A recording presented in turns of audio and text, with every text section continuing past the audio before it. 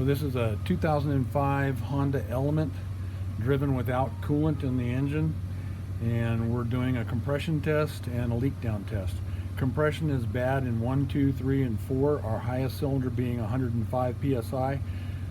Adding oil to each cylinder for the wet test, we ended up with our highest of being 120 on the same cylinder with 105. So we want to do a leak down test to find out whether we've got a problem inside the engine.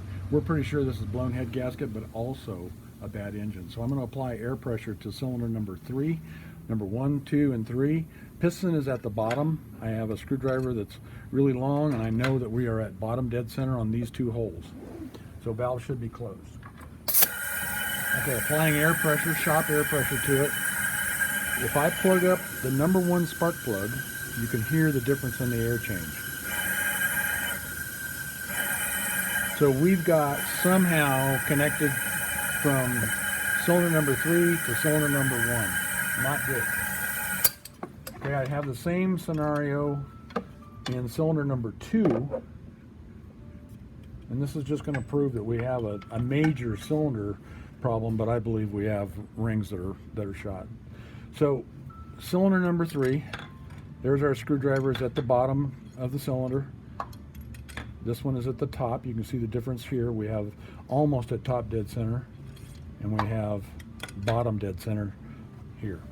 Applying shop air pressure.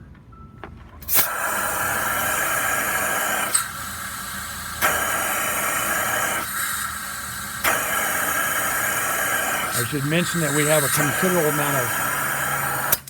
amount of air moving out of the tailpipe as well. So we have valving problems, we've got piston problems, we've got an engine that's been thermally damaged.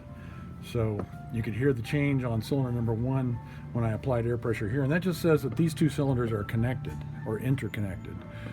Both of them had 95 psi, so there's no good solution there. But why the third one is attached and blowing air out the tailpipe when we're at bottom dead center, we've got a bigger problem.